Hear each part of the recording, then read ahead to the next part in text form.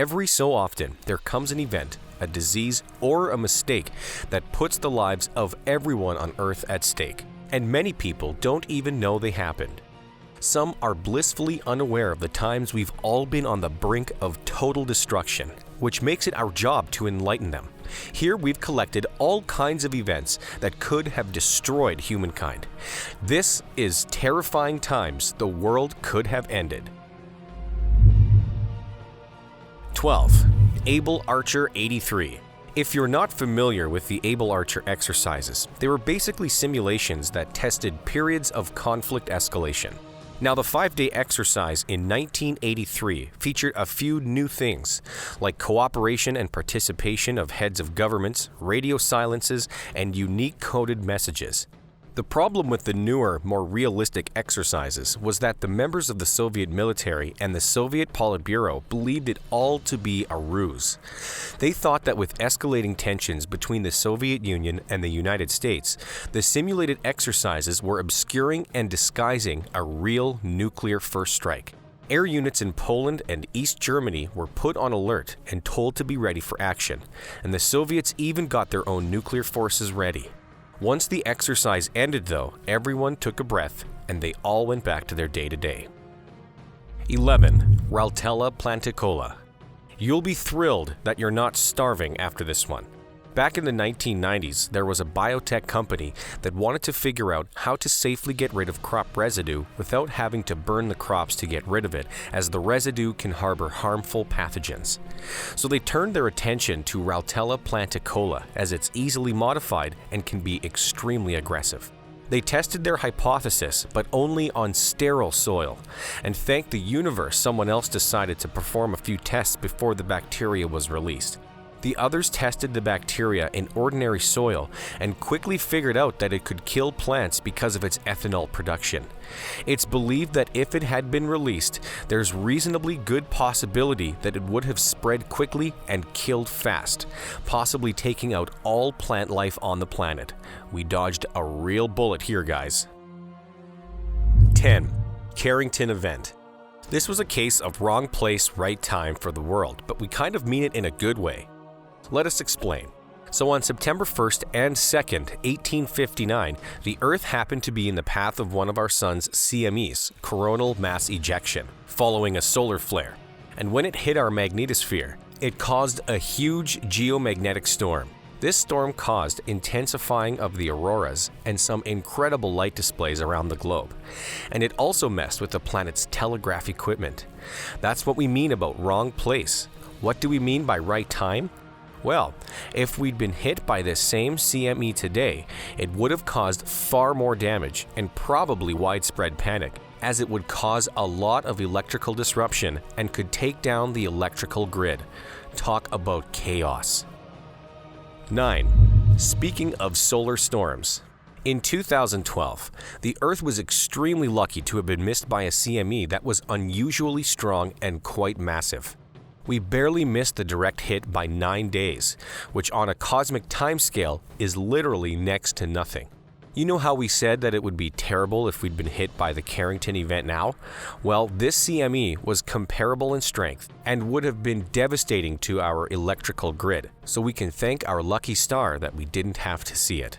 A study of the close call took place in 2013 and found that the approximate cost of the damage would have been between $0.6 and $2.6 trillion in the United States alone, and that it would have taken the world roughly 4 to 10 years to fully recover.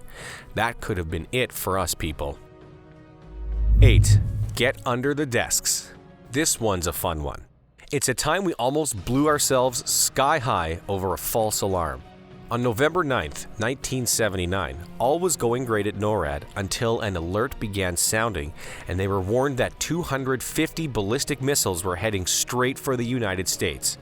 NORAD then informed Zbigniew Brzezinski, the National Security Advisor, and told him that the president had between 3 and 7 minutes to decide whether to retaliate or not. Then the computers at NORAD made things even worse by updating the number of missiles to 2,200, ensuring that nearly everyone there would need a change of clothes. US nuclear bombers were readied, and it was looking like the end, but within 6 or 7 minutes, the system recognized it as a false alarm. What happened was that a training simulation had accidentally, or was it, loaded onto an operational computer. 7. Dang it, NORAD. Imagine how you would feel if you were watching TV or listening to the radio and heard that always terrifying emergency alert alarm go off and tell you that nuclear war had broken out. That's like what happened on February 20th, 1971, except, actually there is no except, because that's precisely what happened. Now the system was tested every Saturday back then, and this was a Saturday, so what was different? What terrified people? Well, previous tests specified that they were tests, and this one didn't. And the broadcast was sent out with the code word hatefulness.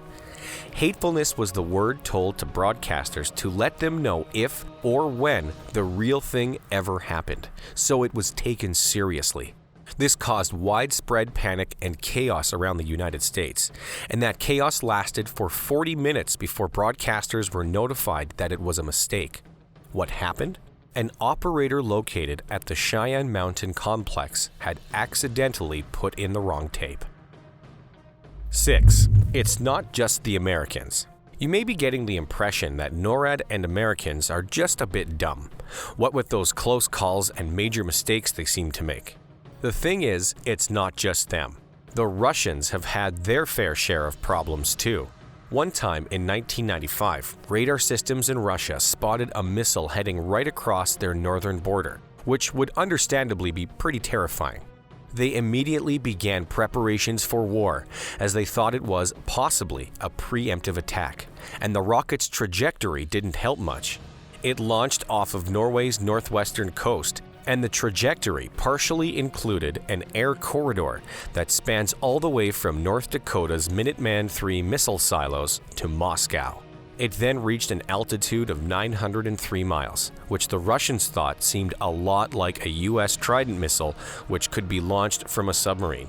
Boris Yeltsin, the Russian president at the time, had to decide whether to fire back or not. But luckily, before he fired, the rocket was recognized as a non-threat. It was carrying equipment to study the aurora borealis. 5. Russian system faults. The nuclear early warning system started sounding off at the Serpukhov 15 bunker on September 26, 1983, and it was up to a lieutenant colonel named Stanislav Petrov to make a call. It was just after midnight, and the early warning system showed one incoming ICBM from the United States, something Petrov immediately disbelieved. Why did he not believe it to be real?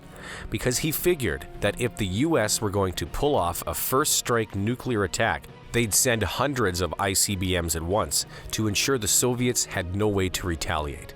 So he waited, and it's unclear whether he alerted higher-ups or not. His instincts proved right when no missiles hit the country, and when the alarm sounded again later on and showed 4 missiles on their way, he disregarded that too, thinking it was another malfunction, and it was.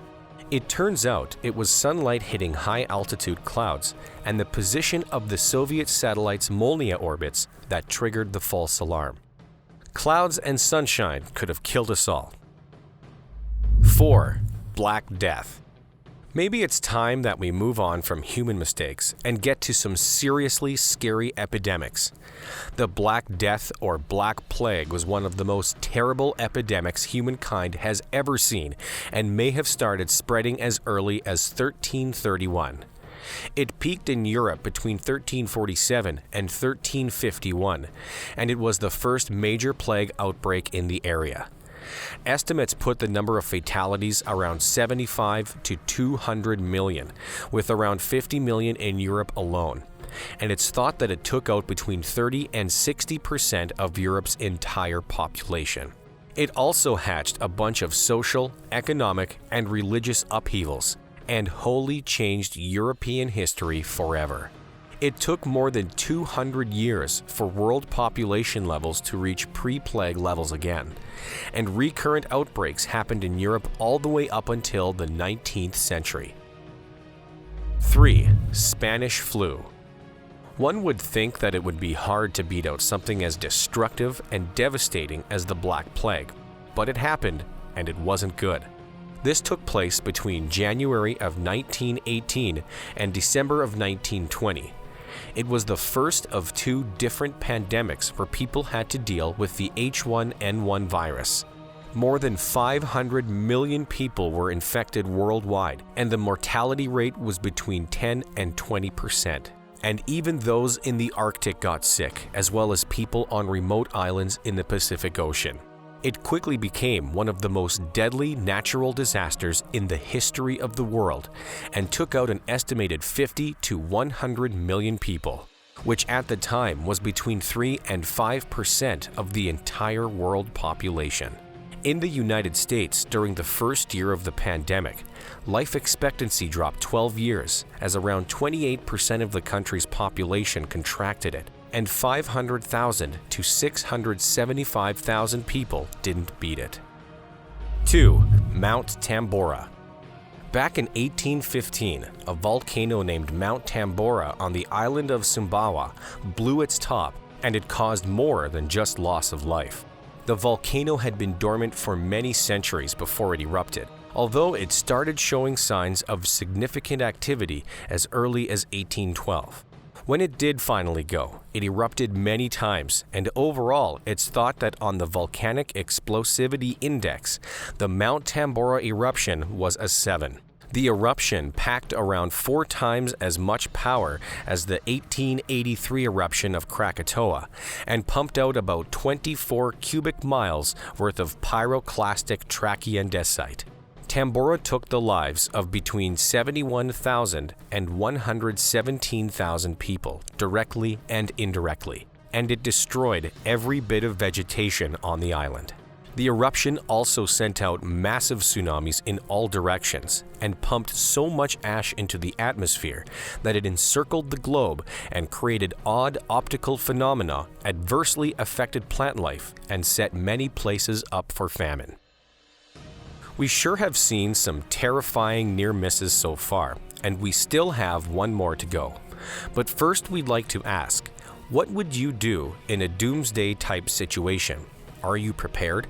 We'd love to hear what your plan would be come the end of the world, so let us know in the comments below. 1. Cuban Missile Crisis. This event took place over 13 days between October 16th and the 28th of 1962.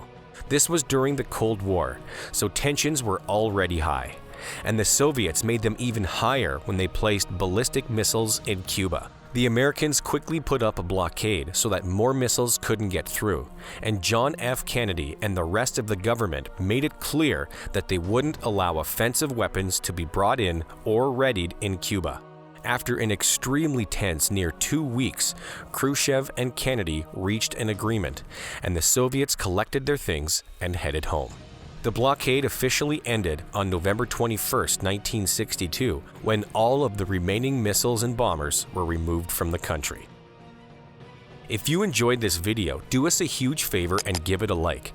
Subscribe to our channel so that you never miss out on any of our informative content, and be sure to watch this next video we picked just for you.